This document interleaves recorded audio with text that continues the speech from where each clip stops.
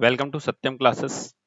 इस वीडियो में हम लोग देखेंगे जो प्रायिकता के क्वेश्चंस हैं उनके बारे में हम देखेंगे। क्वेश्चंस किस किस तरह से आते हैं, किस तरह से हम उनको सॉल्व करेंगे, और कुछ एक्स्ट्रा टॉपिक्स हैं जैसे कि देखो ताश तो आपके सिलेबस में है नहीं, ताश जिसे बोलते हैं, लेकिन वो प्रायिकता का एक टॉपिक है, तो उसका जो क्वेश्चन होगा उसके बारे में मैं आपको डिटेल में बता दूं। ठीक है, तो सबसे इंपॉर्टेंट चीज है कि जो क्वेश्चंस हैं उनको हम लोग एक बार देख लेते हैं और कैसे लगते हैं वो बहुत इंपॉर्टेंट है देखना। देखिए लिखा गया है एक पासे से एक दाव में 4 से बड़ा अंक फेंकने की प्रायिकता ज्ञात कीजिए। तो एक पासे से एक दाव में अगर इसने कहने का मतलब क्या है कि एक आपके पास पासा होना चाहिए और आप एक ही बार फेंक रहे हो। एक दाव का मतलब होता है कि आप एक बार उसको फेंक रहे हो। जैसे मान लो आपके पास अगर एक पासा है कुछ इस तरह से, आप मैं बार बार बोला हूं कि आप जब भी प्रायिकता पढ़ो तो आप एक लूडो का डाइस जो है वो लेके बैठे रहा करो।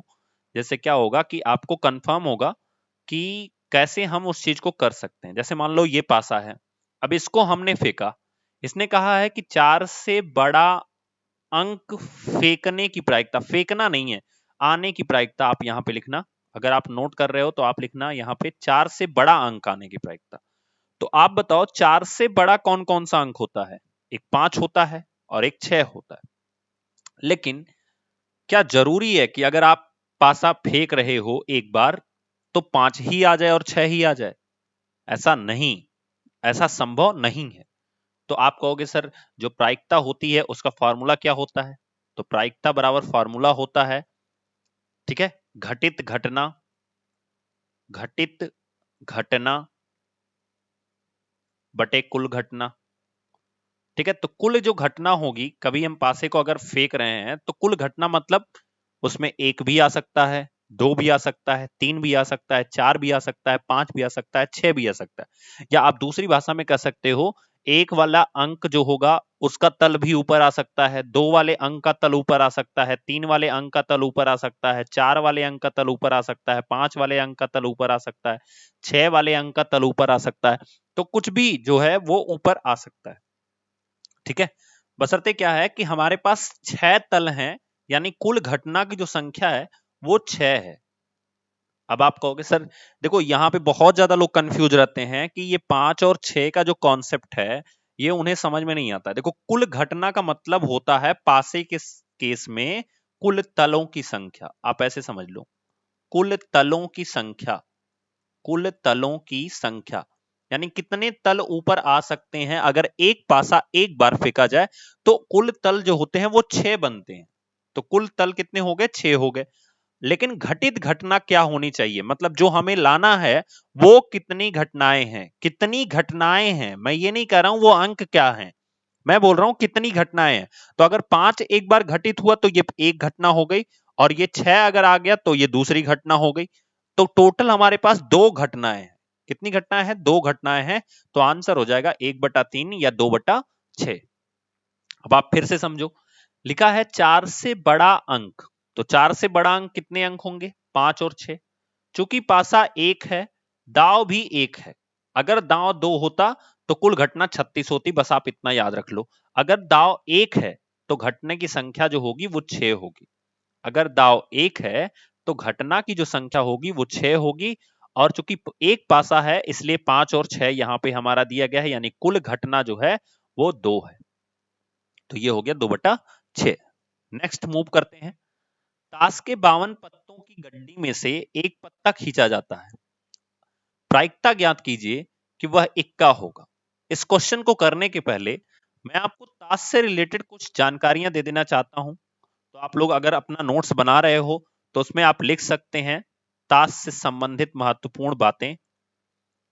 ताश से संबंधित महत्वपूर्ण बातें, नंबर फर्स्ट लिख लीजिए। आपको पता होना चाहिए ताश की गड्डी में, ताश की गड्डी में, ताश की गड्डी में कुल 52 पत्ते होते हैं।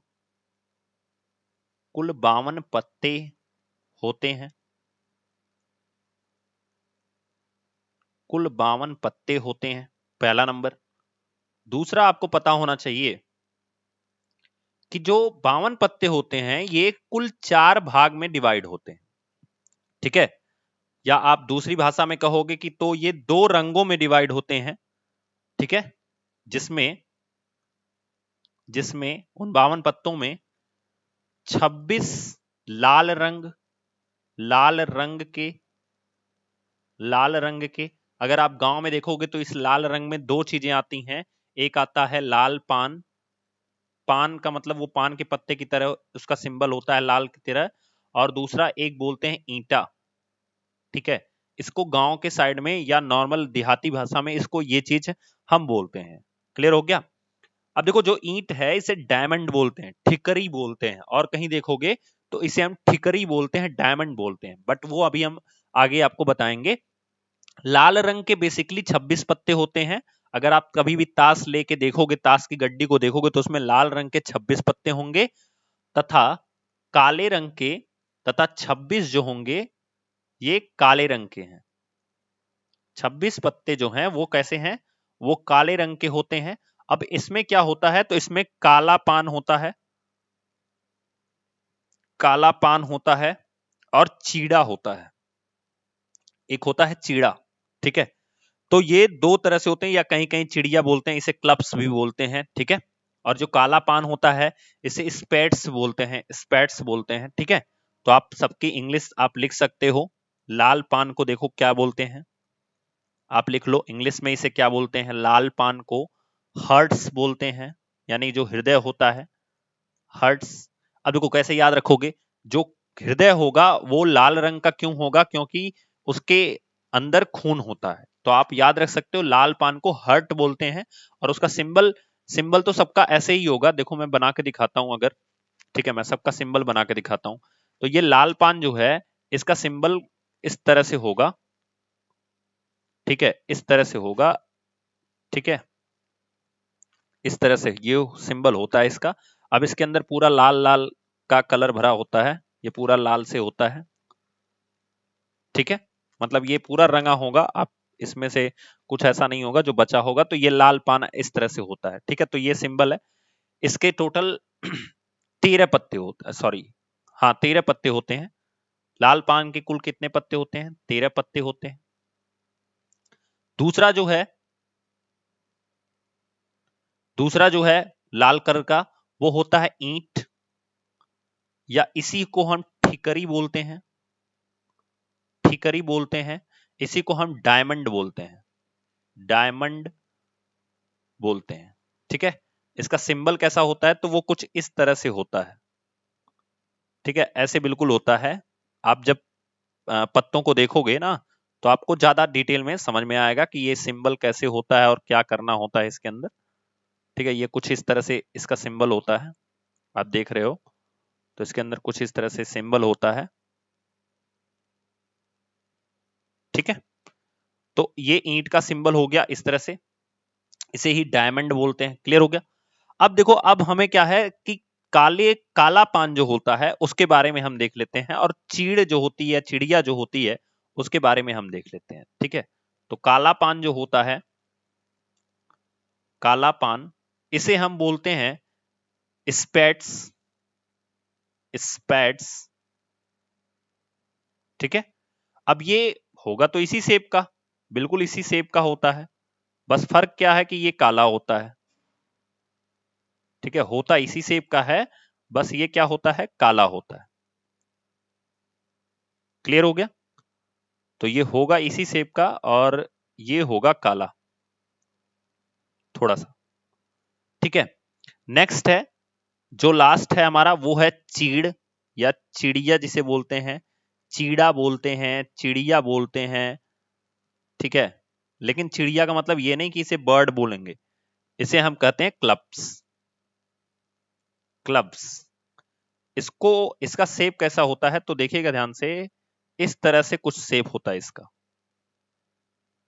ठीक है, ऐसे मतलब बना होता है, और वो पूरा सा रंगा सा होता है, एक इधर से एक इधर से और एक ऐसे होता है। तो ये सिंबल होता है इसका, और इसके अंदर ऐसे पूरा काला काला सा भरा होता है, ठीक है। तो इस तरह से ये 4 पत्ते होते हैं ताश के अंदर, जो आप देख पा रहे हो। इस तरह से ये 4 पत्ते होते हैं, जिसमें 13 पत्ते, सारे के सारे 13 पत्ते होते हैं। 13 पत्ते सारे सिंबल के होते हैं। तो ये भी याद रखना है आपको कि कितने कितने होते हैं 13 पत्ते। तो आप देख सकते हो ये दोनों काले हैं 13 26, और ये दोनों लाल हैं तो ये भी 13 26। यहाँ पे लिखा गया 26 लाल रंग, 26 काले रंग। काले रंग में काला पान चीड़ा, और लाल रंग में लाल पान ईंटा। क्लियर है? ईंटा को डायमंड्स बोलते हैं, काला पान को स्पैट्स बोलते हैं, चिड़िया को क्लब बोलेंगे। ये चीज आपको याद होना चाहिए। ठीक है, अब अगर हम आगे बात करें, ठीक है, अगर हम इसकी डिटेलिंग में आगे बात करें तो हम इसमें लिख सकते हैं कि लाल पान, ठिकरी और काला पान प्रत्येक में से एक एक इक्का होता है। जितने भी आपको ये कलर दिख रहे हैं ना, इनके पास इक्के होंगे। अब देखो अगर इसके इक्के को बनाओगे तो इक्का उसमें कैसे बना होगा, इस तरह से लाल रंग से होगा, ये मैं काले से बना रहा हूं, और उसमें ए लिखा होगा, ऐसे इक्का होता है। ठीक है, तो आप लिख सकते हो प्रत्येक के इक्कों की संख्या, इक्कों की संख्या एक। मैं लिख रहा हूं प्रत्येक के। अगर आपसे पूछा जाए ताश की गड्डी में कुल कितने इक्के, ठीक है, अगर आपसे पूछा जाए कुल इक्के तो 4 होंगे। कुल इक्के 4 होंगे। क्यों? क्योंकि 4 सिंबल्स हैं ताश की गड्डी में। देखो, एक इक्का इसके पास, एक इसके पास, एक इसके पास, एक इसके पास, तो हो गए ना 4 सिंबल। तो इस तरह से कुल इक्के 4 होंगे। क्लियर हो गया? अर्थात ताश की गड्डी में कुल कितने इक्के हो जाएंगे? 4 इक्के हो जाएंगे। अब आगे देखिए, प्रत्येक के बादशाह की संख्या। ठीक है, अब देखो प्रत्येक के बादशाह, बादशाह को हम किंग बोलते हैं। अभी मैं बता रहा हूं उसका सिंबल क्या होता है। बादशाह को आप लिख सकते हो किंग बोलते हैं। तो एक होता है, लेकिन कुल बादशाह, कुल जो किंग होगा वो कितने होंगे? वो 4 होंगे। ठीक है, सिंबल की अगर हम बात करें, बादशाह के सिंबल की बात करें, या मैं यहीं पे नीचे बना देता हूं, तो सिंबल की बात करें तो उसमें अगर मान लो मैं काला वाला पान लेता हूं तो इस तरह से वो सिंबल होगा, और उसके अंदर ऐसे के बना होगा, किंग बना होगा, ऊपर ऐसे क्राउन सा बना होता है। ठीक है, कुछ शेप होता है उसका, आप देखोगे तो आपको पूरा वहां पे दिखेगा। क्लियर हो गया? अब इसके बाद हम बात करें कि प्रत्येक में कितने गुलाम होते हैं, कितनी रानी होती है। तो प्रत्येक के गुलाम को जैक बोलते हैं। याद रखिएगा, गुलाम को जैक बोलते हैं, जिसे हम जे से रिप्रेजेंट करते हैं। प्रत्येक के गुलाम की संख्या जो होगी वो होगी 1। लेकिन अगर आपसे पूछा जाए कुल जैक कितने होते हैं, तो कुल जैक जो होते हैं वो होते हैं 4। ठीक है, फिर आपसे पूछा जाए प्रत्येक के गुलाम की जगह हम क्या लिख दें? रानी। क्या लिख दें? रानी, बेगम, जिसे हम बेगम बोलते हैं। रानी की जगह बेगम बोलते हैं, इसे हम क्वीन लिखते हैं। ठीक है, तो प्रत्येक के बेगम की संख्या जो होगी वो 1 होगी। अगर हम एक एक पत्ते की बात करेंगे तो उसमें 1 ही होगा, लेकिन कुल बेगम कितने होंगे? कुल बेगम, कुल क्वीन जो होंगी वो होंगी 4। देखो इंपॉर्टेंट क्वेश्चन यहां से बनता है कि अगर किसी भी ताश के पत्ते से इक्का निकाला जाता है, मतलब एक पत्ता निकाला जाता है, और उसके इक्के होने की क्या संभावना है। बहुत इंपॉर्टेंट क्वेश्चन यहां से बनते हैं। तो आपको याद होना चाहिए कि टोटल ताश के पत्ते में 4 इक्के होते हैं, और हर कलर के पत्ते के 1 इक्के होते हैं। हर कलर के पत्ते का मतलब ये कि अगर आपसे पूछा जाए लाल पान के कितने इक्के, तो 1 इक्के। लाल पान के कितने क्वीन? 1 क्वीन। लाल पान के कितने बादशाह? 1 बादशाह। लाल पान के कितने बेगम? तो 1 बेगम। क्लियर हो गया? इसी तरह से ईंटा यानी डायमंड एंड ठिकरी के कितने इक्के? तो 1 इक्के। हर चीज 1 1 होगा। याद कर लो कौन कौन सी चीज है। तो इक्का, बादशाह, गुलाम, बेगम। इक्का, बादशाह, गुलाम, बेगम। क्लियर हो गया? अब ये चीज आपको ध्यान रखना है। ठीक है, और सीधी सी बात है, इसमें कितने खिलाड़ी खेल सकते हैं? तो ताश के पत्ते में, ताश के खेल में, ताश के खेल में अगर हम नॉर्मली खेलें तो 4 खिलाड़ी खेल सकते हैं, क्योंकि रंग कितने होते हैं? 4 होते हैं। 4 खिलाड़ी खेल सकते हैं। ज्यादा भी खेल सकते हैं, इट्स अप टू यू, तो वो अलग अलग गेम होता है उसमें। लेकिन अभी हम बेसिकली बात करें तो उसमें 4 खिलाड़ी जो होते हैं वो खेल सकते हैं, बस ये आपको ध्यान में रखना है। तो ये ताश से रिलेटेड हमारा सेशन था, याद रखिएगा। ताश का ये जो क्वेश्चन पूछा गया है, इसमें कहा गया कि 52 पत्तों की गड्डी में से एक पत्ता खींचा जाता है, प्रायिकता ज्ञात कीजिए कि वह इक्का हो। क्वेश्चन बन गया ना। तो आपको पता होना चाहिए कि कितने इक्के होते हैं पूरे 52 में। पूरे 52 में कितने इक्के होते हैं? 4 इक्के होते हैं। किसमें? पूरे 52 में। तो आपका आंसर हो गया 1/13। क्लियर हो गया? कितने इक्के होते हैं? इसने ये नहीं कहा कि काले पान का इक्का हो। अगर ये कह देता काले पान का इक्का हो तो हम यहां पे काले पान के इक्के के लिए फिर परमुटेशन एंड कॉम्बिनेशन का क्वेश्चन आता है, क्रमचय और संचय। तो इतना डिटेलिंग आपको जाना नहीं है, क्योंकि वो 12th के लेवल का क्वेश्चन होता है। आपसे पूछा गया एक पत्ता खींचा जाता है, उसमें एक इक्का हो, तो उसकी प्रायिकता कितनी हो जाएगी? 4/52। आपसे पूछ लिया गया इस इक्के की जगह आपसे पूछ दिया गया बादशाह हो, बादशाह हो, तो कितने बादशाह होते हैं टोटल पत्तों में? 4 होते हैं। कितने पत्तों में? 52 में। तो इसका भी प्रायिकता कितनी होगी? 1/13। अगर आपसे पूछ दिया गया बेगम, बेगम, तो कितने बेगम होंगी? 4। कितने में से? 52 में से, तो 1/13 इसकी भी प्रायिकता। आपको सिंपल याद रखना है कि हर तरह के पत्ते में 4 इक्के, सॉरी, पूरे 52 पत्तों में 4 इक्के, 4 बेगम, 4 बादशाह और 4 गुलाम होते हैं। क्लियर हो गया? चलिए मूव करते हैं। तो ये चीज बहुत इंपॉर्टेंट है, 2-3 बार आप नोट करोगे तो आपको याद हो जाएगा। अब इस तरह का जो क्वेश्चन होता है बहुत इंपॉर्टेंट है, आज तक आया नहीं है, लेकिन मे बी आपके एग्जाम में कुछ भी हो सकता है, आ भी सकता है। तो हमारा काम है सिंपल सी तरीके से समझना।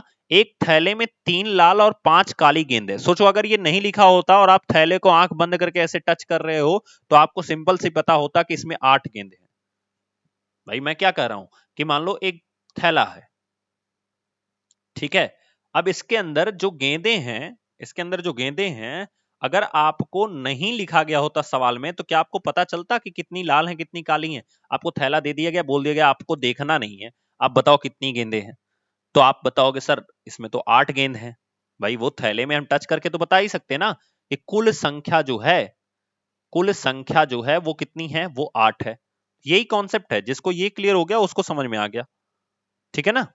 कुल संख्या कितनी है? 8 है। अब कहा जा रहा है कि एक काली गेंद निकालने की प्रायिकता ज्ञात कीजिए। एक काली गेंद निकालने की प्रायिकता ज्ञात कीजिए।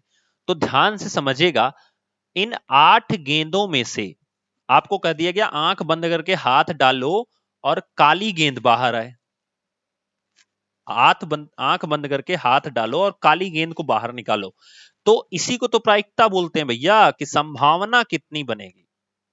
तो आप बताओ काली गेंदों के लिए कितनी संभावनाएं हैं? 5 संभावनाएं हैं। यानी कि जो घटित घटना होगी, यानी काली गेंद तभी निकलेगी जब इन 5 गेंदों में से कोई गेंद बाहर आएगी। मैं क्या बोल रहा हूं? काली गेंद तब निकलेगी जब इन्हीं 5 गेंदों में से कोई गेंद बाहर आएगी, तो काली गेंद निकलेगी। और कुल कितनी गेंदें हैं? 8 गेंदें हैं। तो प्रायिकता कितनी हो गई? 5/8। किसके लिए? काली गेंद के लिए। अगर आपसे पूछता कि लाल गेंद की, एक लाल गेंद निकालने की प्रायिकता बताइए, तो हम लिखते 3/8, क्योंकि जब इन तीनों में से कोई गेंद निकलेगी तभी वो लाल होगी। जब उन तीनों में से कोई गेंद निकलेगी तभी वो लाल होगी, इसीलिए हम इसे लिखेंगे 3/8। पहला काम आपको पता करना है कुल संख्या। आपसे पूछा काली, तो आपको काली वाला ऊपर रखना है। आपसे पूछा लाल, तो आपको लाल वाला ऊपर रखना है, ठीक है। जैसे इस क्वेश्चन को ध्यान से पढ़िएगा। एक कक्षा में 12 विद्यार्थी, इसका मतलब आपको कंफर्म हो गया कि 12 विद्यार्थियों का मतलब कुल संख्या कितनी हो गई? बताओ जल्दी से सब लोग कमेंट करके। कुल संख्या हमारी हो गई 12, हो गई ना। तो कुल संख्या अगर 12 हो गई, अब पूछा है जिसमें से 7 लड़कियां हैं, शेष लड़के हैं, तो भैया 5 लड़के हैं। अब यहां से आप कंफर्म कर लो कि जो गर्ल्स हैं वो 7 हैं, जो बॉयज हैं वो 5 हैं। बिल्कुल क्लियर हो गया। सवाल हमसे क्या पूछा? उस संख्या, सॉरी, उस कक्षा से एक विद्यार्थी चुनना है, किस चीज के लिए? बताओ उसके लड़के होने की प्रायिकता। तो भैया लड़के होने की प्रायिकता यानी लड़का होने का चांस तभी तो है जब हम किसी लड़के में से चुने, और कुल लड़के कितने हैं 5 और विद्यार्थी कितने हैं कुल 12। लड़का तभी बाहर निकलेगा जब हम उन 5 में से किसी विद्यार्थी को बाहर निकालेंगे। ठीक है, तो कुल हमारे पास जो घटित घटनाएं हो सकती हैं वो 5 हो सकती हैं, और वैसे तो हमारे पास कुल कितने विद्यार्थी हैं 12 विद्यार्थी हैं। तो यही चीज आपके गेंद का भी था। कुल थैले में गेंद 8 थी। अगर हमसे काली की पूछा गया था तो हम काली के लिए 5 इस्तेमाल किए थे। कुल थैले में गेंद 8 थी। हमसे लाल का पूछा गया था तो हम लाल के लिए 3 इस्तेमाल किए थे। क्लियर हो गया। अगला, पासे के एक बार फेंकने पर ऊपर 5 बिंदु आने की प्रायिकता। तो सिंपल है, एक बार फेंका जाता है इसलिए कुल घटना कितनी होगी, तो कुल होगी 6। तो 5 बिंदु मतलब ये हो गया कि जो 5 आता है ना लूडो खेलते समय, 5 बिंदु की प्रायिकता, उसी का मतलब हो गया 5 बिंदु। तो 5 बिंदु लिखा है, इसका मतलब एक ही बार तो आएगा। आप लोग पासे के गेम में बड़ा कंफ्यूज रहते हो। 5 का मतलब ये नहीं हो गया कि 5 चांसेस हो गए। 5 का मतलब किसी एक फलक पे 5 डॉट्स बने होंगे। किसी एक फलक पे 5 डॉट्स बने होंगे। तो आपने फेंका एक बार पासा और वो 5 ऊपर आ जाए, ऐसा एक ही बार पॉसिबल हो सकता है। कुल कितनी घटनाओं में से? 6 घटनाओं में से। ठीक है, फिर से वीडियो देखो, सिंपल है। आपको अगर प्रायिकता आती तो आप शायद पढ़ने के लिए इतना परेशान नहीं होते और ना ही इतना मन लगाए होते, ना ही आपका इतना दिमाग खराब हो रहा होता। अगर आती तो पढ़ने की जरूरत थी। नॉर्मल सोच के देखो, आपको अभी नहीं आ रही है कोई दिक्कत नहीं है, ध्यान से सुनो मेरी बात। अगर आती तो आप पढ़ने के लिए परेशान होते? बिल्कुल नहीं होते। तो मैं क्या कह रहा हूं कि रिवाइज करना शुरू करो। एक बार नहीं, 2 बार नहीं, 3 बार नहीं, 4 बार नहीं। आपको जो चीज नहीं समझ में आती उसको एक बार कमेंट बॉक्स में बता दिया करो, कमेंट कर दिया करो, मुझको किसी माध्यम से बता दिया करो। ठीक है, लेकिन एटलीस्ट रिवाइज करो। और आप रिवाइज नहीं करोगे तो ये बाउंस करेगा, ये आपको मैं बता रहा हूं। अगला है, एक थैले में 4 लाल, 5 काली, 7 सफेद। तो कुछ बच्चे तो जान गए होंगे सर जी कुल गेंद कितनी है। पहला तो यही सीखना है हमें, कुल गेंद कितनी है। तो कुल गेंद जो है वो है 4, 5, 9, 7, 16। ठीक है, कुल गेंदों की संख्या कितनी हो गई? 16 हो गई। यदि एक गेंद यादृच्छिया निकाली जाती है उसके काली होने की, काली कितनी है? 5 है। तो काली होने की जो प्रायिकता होगी, काली होने की जो प्रायिकता होगी वो हो जाएगी 5/16। This is answer.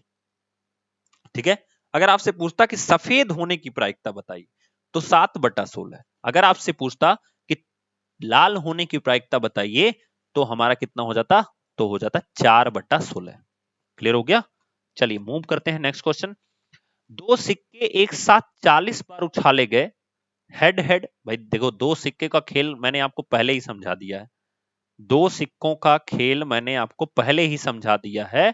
मैं आज फिर से एक बार आपको समझाता हूं कि मान लीजिए आपके पास एक सिक्का था और उसको आपने उछाला, तो उसमें से क्या क्या आ सकता है? हेड भी आ सकता है, टेल भी आ सकता है। ठीक है, अब किसी बच्चे का हेड आ गया और उसने अपना दूसरा सिक्का उछाला, तो उस दूसरे सिक्के में क्या क्या आ सकता है? हेड आ गया, टेल आ गया। मैं क्या बोला, आपके पास एक सिक्का था, आपने उछाला तो हेड भी आ सकता है, टेल भी आ सकता है। किसी बच्चे का हेड आ गया, मान लो तुम्हारे दोस्त का हेड आ गया, तो पहले सिक्के का आया है। अब वो जो दोस्त है जिसका हेड आया है वो दूसरा सिक्का उछालेगा ना, तो उस दूसरे सिक्के में उस दोस्त के पास 2 चांस बन जाएंगे, हेड भी आ सकता है उसका, टेल भी आ सकता है। अब तुम कहोगे देख भाई तेरा हेड आया था, मेरा तो टेल आ गया। तो तुम भी जब तो अपना दूसरा सिक्का उछालोगे तो तुम्हारे पास भी क्या बन सकता है? हेड बन सकता है, और क्या बन सकता है? टेल बन सकता है। अब कुल घटनाएं कितनी हो गई? तो ये देखो एच एच बन गया, यहां से क्या बन गया? एच टी बन गया, यहां से क्या बन गया? टी एच बन गया, यहां से क्या बन गया? टी टी बन गया। ठीक है, अब लिखा गया है कि ये जो एच एच है ये 9 बार आता है। 40 बार उछाला जाता है दो सिक्कों को, उसमें से एच एच जो है वो 9 बार आता है, एच टी जो है वो 8 बार आता है, टीएच जो है वो 12 बार आता है। तो पूछा गया है टीटी कितनी बार आएगा। तो भैया पूछा गया टीटी कितनी बार आएगा, तो सिंपल सा काम करना है। टीटी जो होगा वो 40 बार माइनस 40 बार में से 9 प्लस 8 प्लस 12 को हम माइनस कर देंगे तो हमारा आंसर आ जाएगा कितना, 11 बार आएगा। क्योंकि 12 8 20 9 29 29 और 11 कितना हो गया 40। ठीक है, मतलब सबको जोड़ करके हमें आंसर बताना है और आंसर हमारा कितना आ जाएगा 11। चलिए मूव करते हैं next and the last question, ध्यान से आप लोग समझिएगा। लिखा गया है कि एक सिक्का 1000 बार उछाला गया, यदि चित 455 बार आया तो ज्ञात कीजिए पट आने का प्रतिशत कितना है। तो पहले तो आपको निकालना है कि अगर ये 455 बार आ गया तो पट कितनी बार आएगा, क्योंकि एक सिक्के के केस में या तो हेड आएगा या तो टेल आएगा। हेड तो इसने लिख दिया 455 है, तो टेल कितना 1000 माइनस 455 हो जाएगा। ठीक है, अब 10 में से 5 जाएगा कितना आ जाएगा 5, फिर यहां पे कितना बचा 9 में से 5 जाएगा आ जाएगा 4, फिर 9 में से 4 जाएगा कितना आ जाएगा 5। तो 545 बार ये आपका क्या हो जाएगा टेल आ जाएगा और 455 बार क्या हो जाएगा हेड आ जाएगा। क्लियर हो गया। इसका मतलब आपको पता है कि जो पट है इसी हेड को ही हम चित बोलते हैं और टेल को हम क्या बोलते हैं पट बोलते हैं। क्लियर है। तो अब 545 बार आया है कितने में से 1000 में से, तो प्रतिशत का मतलब क्या होता है। अब सोचो 1000 का पूर्णांक था और उसमें से तुम्हें 545 नंबर मिले हैं, तो आप कैसे प्रतिशत निकालोगे 545 बटे 1000 गुणे 100, यही तो प्रतिशत निकालोगे। तो 2 जीरो से 2 जीरो कैंसिल कर दो, बचा कितना 10 नीचे, तो 545 बटे 10, तो ये हो जाएगा 54.5% इसका आंसर होगा। ठीक है, तो आई होप आपको ये सेशन पूरा का पूरा समझ में आया होगा। ठीक है, उसके बाद ये जो क्वेश्चन है ये आपका काम है, क्योंकि इसका इसी तरह का क्वेश्चन मैंने आपको लगाया है, अभी जस्ट लगाया है। इसमें भी आपसे क्या पूछा है घटित होने का प्रतिशत, तो इसका प्रतिशत जो होगा वो 90 बटे 400 गुणे 100 से निकलेगा। इसका परसेंटेज जो होगा वो 210 बटे 400 गुणे 100 से निकलेगा, और इसका परसेंटेज जो होगा वो 100 बटे 400 गुणे 100 से निकलेगा। ये सब प्रतिशत इसके आ जाएंगे। क्लियर हो गया। और उसके बाद यहां पे भी यही काम करना है, 1000 बार दिया गया है और यहां पे लिखा गया है 180 बार आता है, तो इसका प्रतिशत कैसे निकलेगा 180 बटे 1000 गुणे 100। इसका प्रतिशत कैसे निकलेगा, तो इसका निकलेगा 150 बटे 1000 गुणे 100। इसका कैसे निकलेगा, तो 160 गुणे 100 बटे 1000। इसका कैसे निकलेगा 140 बटे 1000 गुणे 100। इसका कैसे निकलेगा, तो 180 बटे 1000 गुणे 100। एंड इसका निकलेगा 190 बटे 1000 गुणे 100। इसका आंसर आ जाएगा आप लोगों का। तो इसको आपको ऐसे सॉल्व करना है। ठीक है, बाकी का कुछ क्वेश्चंस और रहते हैं तो नेक्स्ट सेशन में देख लेंगे। ठीक है, तो तब तक के लिए थैंक यू सो मच।